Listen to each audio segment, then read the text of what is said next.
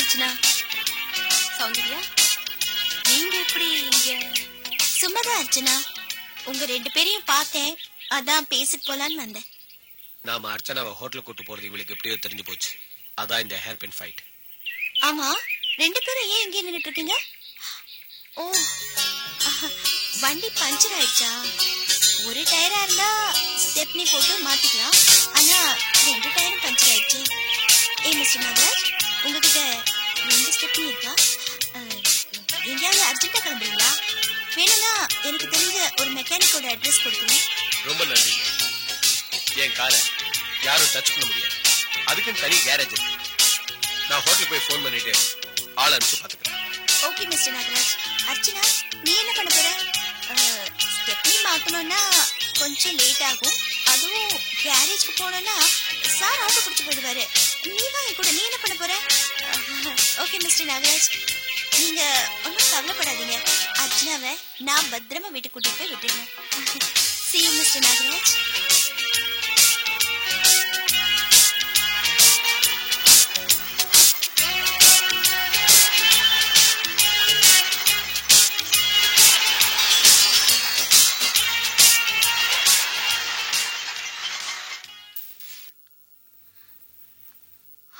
ஏமா, உனக்காக எவ்வளவு நேரமா காத்துட்டு இருக்கேன் தெரியுமா? நீ வருவ, வந்ததுக்கு அப்புறம் சேர்ந்து உட்காந்து சாப்பிடலாம்னு எழுத ஆரம்பிச்சவன் தான். லேட் ஆகுது, ஒரு போன் பண்ண கூடாதா? என்னண்ணே இவ்ளோ டென்ஷன் ஆயிட்டீங்க? என்னமா, ஏற்கனவே லேட் ஆயிடுச்சு. இன்னும் கொஞ்சம் லேட் ஆயிருச்சுன்னா காந்தி கனவு கண்ட மாதிரி சுதந்திரமா பெண்கள் ராத்திரில நடந்து வர ராத்திரிகள் இன்னும் வரலையே. அந்த சுதந்திரத்துக்காக பெண்கள் இன்னும் போராடித்தான் ஆகணும் போல இருக்கு. ஒண்ணு பண்ணுவோமா, நம்ம தொழில மாத்திப்போம். நீ எழுத்தாளர் ஆயிடு, நான் வக்கீல் ஆயிடுறேன். எல்லாரும் அப்படித்தான் நினைக்கிறாங்க. சென்ட்ரல் கவர்மெண்ட்ல இருக்கிறவங்க ஸ்டேட் கவர்மெண்ட்ல வேலை பார்க்கணும்னு நினைக்கிறாங்க. ஸ்டேட் கவர்மெண்ட்ல இருக்கிறவங்க சென்ட்ரல் கவர்மெண்ட்ல வேலை பார்க்கணும்னு நினைக்கிறாங்க. எல்லாரும் சினிமாவை பார்த்து பொறாமப்படுறோம். ஆனா நம்ம நிம்மதியா இருக்கிறத பார்த்து அவங்க ஏங்குறாங்க. பொதுவா நாம வாழற வாழ்க்கையை யாரும் ரசிச்சு வாழறதே இல்ல. எல்லாரும் நம்ம கிட்ட இல்லாத ஒண்ணுதான் நல்லதுன்னு நினைக்கிறாங்க. இப்ப யார் அப்படி நினைக்கிறா? யாரையும் சொல்லல, பொதுவாதான் சொல்றேன். சரி சரி, நீ எதையோ மனசுல வச்சுட்டு பேசிட்டு இருக்க. நீ ஏன் லேட்டா வந்து இனிமே உனக்கு கேட்கவே மாட்டேன். சாப்பிட போலாமா? அண்ணா, வழியில ஒரு ஹோட்டல்ல அர்ச்சனாவை பார்த்தேன். அவளை கொண்டு போய் வீட்டுல விட்டுட்டு வந்தேன். அதான் லேட் ஆயிடுச்சு. அர்ச்சனான்னு சொன்ன உனதான் ஞாபகத்துக்கு வருது. அவளுக்கு ஒரு பையன் பார்த்தாங்கன்னு, ரொம்ப நல்ல பையன் கேள்விப்பட்ட. வசதியான குடும்பத்தை சேர்ந்தவனா, குடும்பத்து மேல ரொம்ப அக்கறை உள்ளவனா, இதெல்லாம் எனக்கு முட்டையாதான் சொன்னாரு. உனக்கு அவனை பிடிச்சிருக்கா? நீதான் ஒரு ஆளை பார்த்தோன்னு இடம் போட்டுருவியே. சில பேரை பார்த்த உடனே பிடிச்சு போயிடும். சில பேரை பார்த்த உடனே இனிமே பார்க்க கூடாதுன்னு தோணும். இன்னும் சில பேரை பார்த்த உடனே பிடிக்காமையே போயிடும். இதுல அவன் எந்த ரகம்? 3வது ரகம். காரணம்? அவன் பார்வையே எனக்கு பிடிக்கல. நேரடியா பார்க்காம பூமியை பார்த்தே பேசுறான்.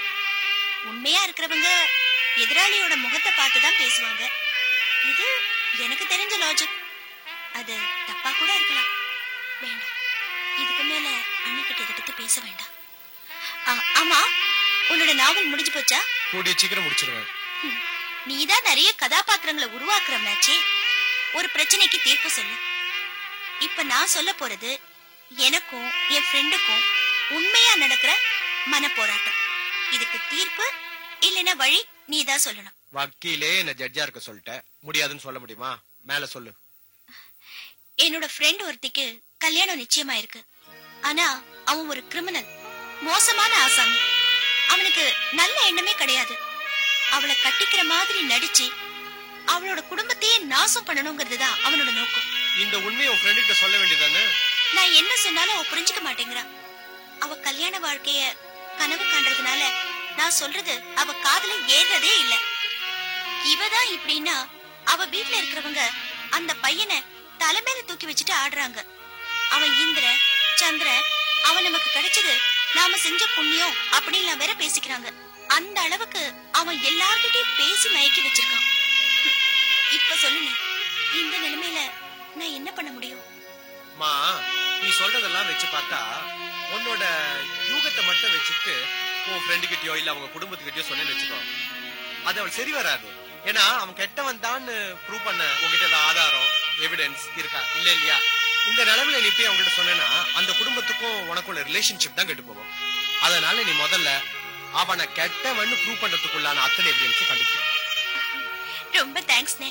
என் குழப்பத்தை எல்லாம் தீர்த்து வச்சிட்டீங்க. அவன் சாயம் போக என்னென்ன ப்ரூஃப் வேணுமோ அதெல்லாம் நான் கலெக்ட் பண்ணிடுறேன். வாங்க சாப்பிட போல. வாங்க வாங்க.